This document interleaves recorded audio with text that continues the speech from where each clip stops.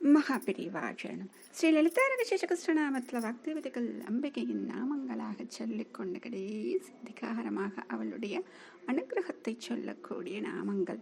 எத்தனை ஆனாலும் இறுதியில் அவள் என்ன செய்கிறாள்? இந்த ஜீவன்களுக்கு அனுகிரகத்தை தருகிறாள் இல்லையா? அப்போ அந்த அனுகிரகத்தை சொல்வதற்கு மட்டுமே ஒரு 100 நாமங்கள் எடுக்கிறார்கள். அவ்வளவு அனுகிரகம் அவளுடையது இல்லையா? அதை சொல்வதற்கு வார்த்தைகளே நமக்கு கிடைக்காது. வாக்தேவதைகளுக்கு அந்த வார்த்தைகளை கொடுத்தவள் அவளே தான் இல்லையா? அப்படி கொடுக்கப்பட்ட ஒவ்வொரு வார்த்தைகளிலும் சொல்லக்கூடிய விஷயங்கள் இவ்வளவுதான் என்று கிடையாது. அப்படி சொல்லும் பொழுது அவளுடைய அனுகிரகம் என்று சொன்னால், அப்படி பார்க்கும் பொழுது பதியாக இருக்கப்பட்டவர் எப்படி அனுகிரக உள்ளவராக இருப்பார் அப்படின்னு பார்த்தா அதற்கு அற்புதமாக சொல்கிறார்கள். ஓம் சதாசிவ குடும்பின்யை நமஹ. ஓம் சதாசிவ குடும்பின்யை நமஹ. சதாசிவம் இந்த நாமத்திற்கு அவ்வளவு மகத்துவமா? ஏன்னா இந்த நாமம் சொன்னாலே அனுகிரகம் மட்டும்தான் இந்த தெய்வத்திற்கு தெரியும் அப்படின்னு அழகாக சொல்றாங்க.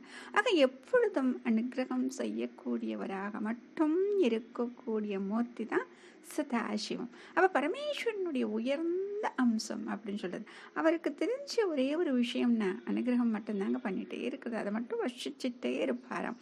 அப்படி எப்பொழுதும் மங்களமான சொல்லும் செயலும் எண்ணமும் இருப்பவர் சதாசிவன். அவருடைய குடும்பத்தை தன்னுடைய குடும்பமாக வைத்துக்கொண்டு அவருடைய சொல்லும் செயலும் எண்ணமும் தன்னுடையதாக வைத்து ஒருமித்த பத்தினியாக சதாசிவனுடைய குடும்பினியாக மனம் ஒருமித்த மனையாளாக இவள் இருக்கிறாள் என்று சொல்கிறார்கள். ஆக இவளுக்கு சொல்றாங்களே, காரணமே இல்லாமல் கருணை புரிவாள் என்றால் எங்கிருந்து வரும் இத்தனையும் என்றால், பதி பத்தினி இருவரும் இப்படி கருணை நிறைந்தவராக இருந்தால் அது பொழிந்து கொண்டே தானே இருக்கும். மழை இல்லை, வெள்ளம் இல்லை, எப்படி சொல்வதோ அப்படி வருஷத்து கொண்டே இருக்கும் என்றுதானே அர்த்தம். ஆக பரமேஸ்வரனை சொல்லும் பொழுது இந்த சதாசிவம் என்று சொல்லும் பொழுது பெரிய அழகாக சொல்லுவார். பரமேஸ்வரனுக்கு 5 முகங்கள் அப்படின்னு சொல்லுவாங்க. 4 முகங்கள் 4 திசையை பார்த்தாற் போல இருக்கும். மேலே ஆகாசத்தை பார்த்தாற் போல 5வது முகம் இருக்கும். இந்த 5வது முகத்திற்குத்தான் ஈசானம் என்று பெயர் அப்படின்னு சொல்றான். இப்படி ஒவ்வொரு முகத்திற்கும் ஒவ்வொரு மந்திரங்கள் அப்படின்னு வேதத்தில் சொல்கிறாங்க. அப்படி பார்க்கும் பொழுது இந்த ஈசானத்துக்கு அப்படின்னு சொல்லிட்டு ஒரு மந்திரம் இருக்கும். அதில் சொல்லும் பொழுது ஈசானாம் சர்வ வித்யானாம் ஈசான சர்வபூதானாம் பிரம்மாதிபதி பிரம்மணோ அதிபதி பிரம்மா சிவோமே அஸ்து சதாசிவோ ஓம் அப்படின்னு சொல்லி முடிப்பாங்க. கடைசி முடிக்கும் பொழுது சதாசிவ ஓம் அப்படின்னு முடிக்கிறாங்க.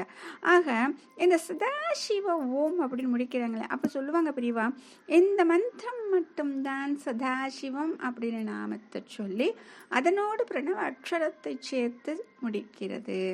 அவன் சகல வித்திகளுக்கும் தலைவனாக இருக்கிறான். அதனால தான் ஈசான சர்வ வித்யானாம் அப்படின்னு சொல்லிட்டு, அடுத்தது சகல பூதங்களுக்கும் அப்படின்னு சொல்றதுக்காகத்தான் ஈசான சர்வபூதானாம். அடுத்தது இந்த பிரம்மம் என்று சொல்லக்கூடிய வேதத்தின் நாயகனாக இருக்கிறார். உயிர்களை சிருஷ்டிக்கக்கூடிய பிரம்மாவிற்கு கூட அதிபதியாக இருக்கிறார். அதனால தான் பிரம்மா அதிபதி பிரம்மனோ அதிபதி அப்படின்னு சொல்லி முடிச்சுட்டு, அப்படிப்பட்ட பரபிரம்மனான அவன் எனக்கு மங்களம் செய்யும் சிவனாக இருக்கட்டும் அப்படின்னு சொல்லி பிரம்மா சிவோமே அஸ்து சதாசிவ ஓம் அப்படின்னு சொல்லிட்டு சொல்றாங்க.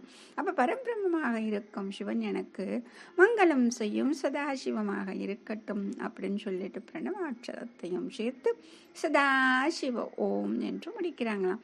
அப்படி உயர்ந்த சதாசிவனின் பத்தினியாக இருந்து அனுகிரகம் செய்யும் அம்பிகை எங்கே இருக்கிறார்? மகாபிரிவா சரணம்.